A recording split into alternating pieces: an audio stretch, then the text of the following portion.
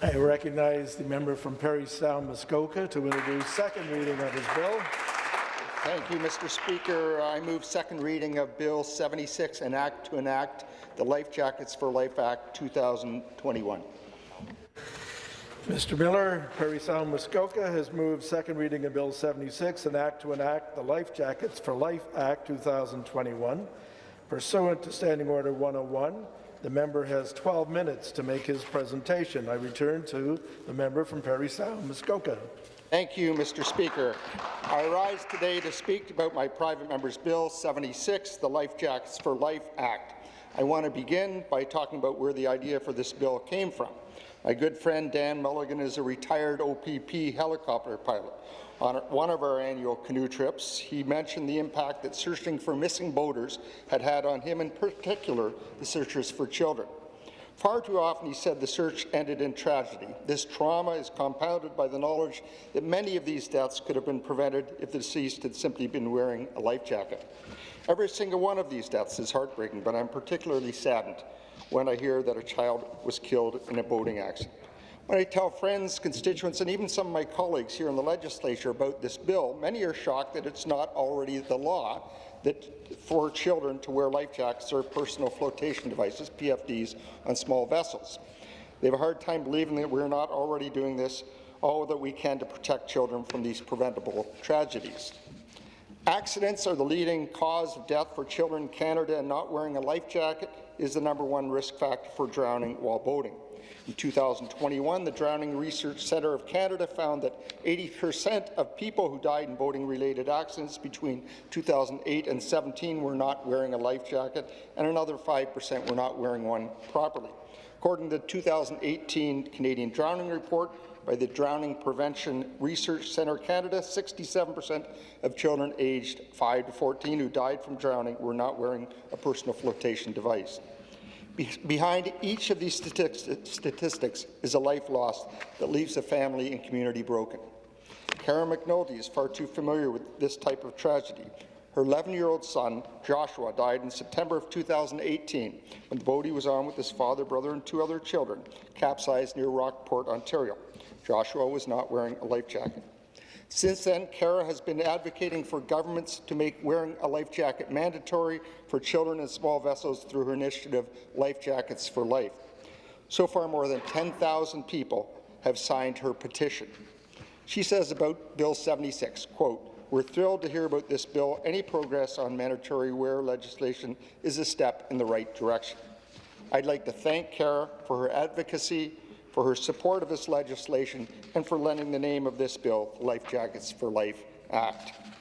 The Parry Sound Muskoka area chair of the Life Saving Society, Megan Steele, says, quote, "I believe it's a great idea to ensure that children under 12 must wear a PFD when on a boat.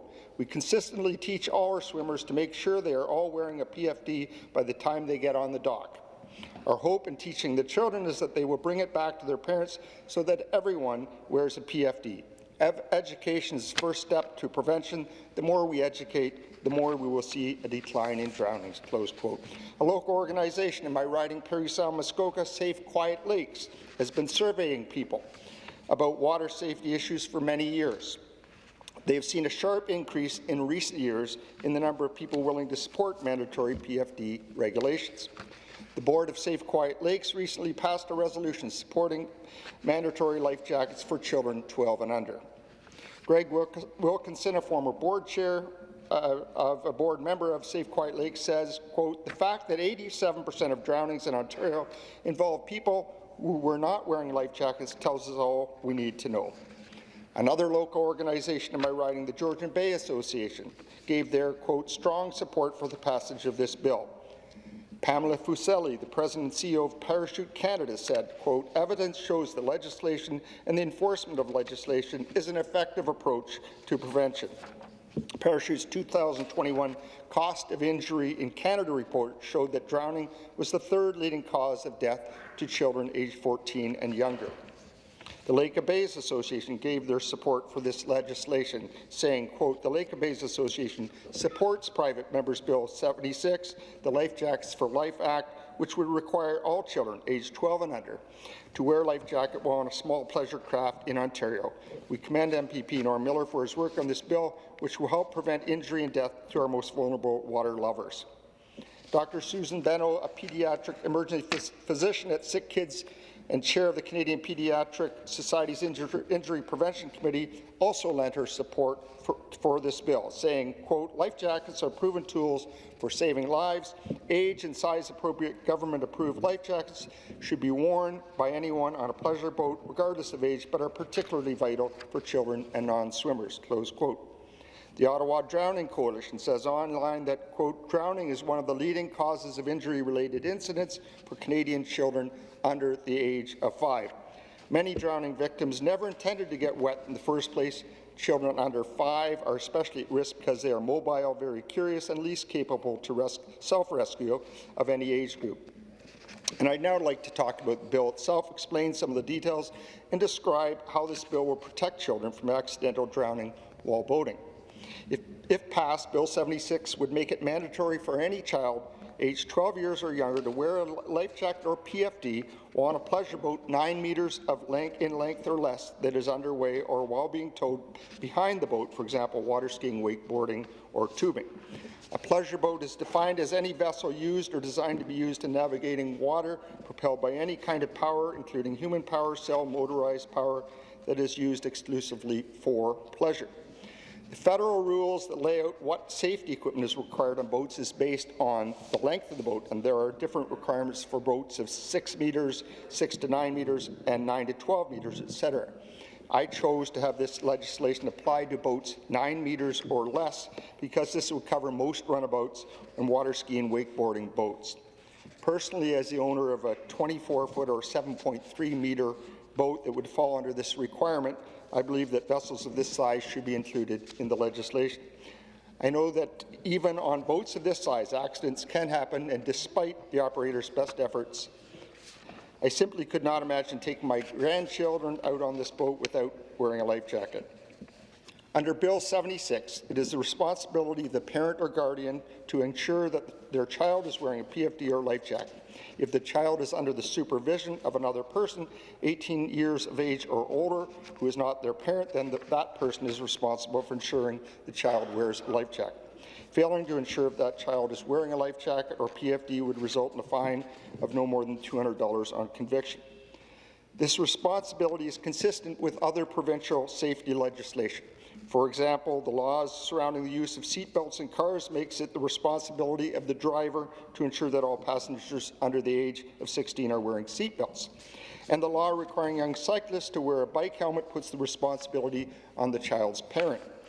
The proposed bill allows for an exception for children in an enclosed cabin and where there is no danger of falling overboard. I have also included a clause to give the government, through the Lieutenant Governor and Council, the ability to create exemptions. I did this because life jackets can interfere with some activities. Life jackets and PFDs have come a long way, but for athletes involved in competitive paddling or rowing, life jackets could get in the way. So if the bill passes, I would encourage the government to work with groups like Rowing Ontario to create an exemption for young athletes involved in formal supervised training or competition. I mentioned the federal rules around boat safety. Some people might question whether this bill is within provincial jurisdiction. To that, I would say that protecting the health and safety of our children is the responsibility of all levels of government. I would also point out that the City of Calgary's water safety bylaw, which requires any person in a vessel or other device used as a means of water transportation to wear a life jacket while they are within the boundaries of the city. When this bylaw was challenged based on the idea that waterways fall under federal jurisdiction, Judge Judith Schreier ruled that the bylaw was constitutional. Looking beyond our borders, this legislation is extremely similar to laws that have been enacted by our neighbours in the United States. In fact, in New Hampshire, the only state in the United States with no laws requiring a driver to wear a seatbelt, where you can legally ride a motorcycle without a helmet, and where the state's motto is live free or die, children under age 12 or younger must wear a life jacket while in a boat while underway. All 50 states have laws mandating life jacket use for children, and at least 30 of these states specifically required children aged 12 and under wear a life jacket while on small recreational vessels. This includes California, Colorado, Illinois, Iowa, Maryland, Mississippi, Nebraska, Nevada, North Carolina, Oklahoma, Rhode Island, Tennessee, Texas, West Virginia, Wisconsin, and Wyoming, among others. In Ontario, this law could be put in place with no additional cost to boaters. It is already required under the small vessel regulations that boater operators ensure that there is an appropriately sized life jacket or PFD for every passenger. No law-abiding boater should have to go out and purchase additional life jackets.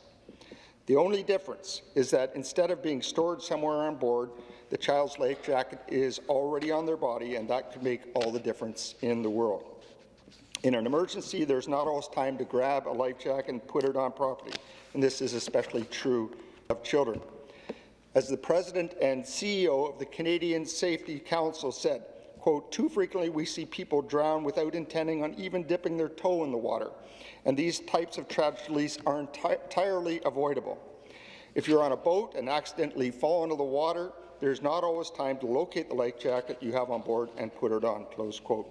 Between 2008 and 2017, 34% of the people known to have not been wearing a PFD when they drowned had one present in the boat but were unable to put it on at the time of the incident. At the heart of this bill is children's safety. I love boating in the waters of Parry Sound, Muskoka, and it brings me great joy to share this love with my grandkids. And when I do this, it is my responsibility to keep them safe. Parents and guardians and all adults are responsible for protecting the health and safety of children. This bill, if passed, would clarify that ensuring children in their care wear a life jacket or a PFD while on a small pleasure boat is part of that responsibility. This bill won't prevent all drownings, but I see this as a common-sense law that would reduce the chances of children drowning in boating accidents. Every child we lose because they are not wearing a life jacket is a tragic and preventable loss of life. It permanently scars parents, families, and communities, and it has a terrible impact on our first responders. That is why I'm asking my fellow members to protect children from avoidable harm by supporting Bill 76, the Life Jackets for Life Act. Thank you.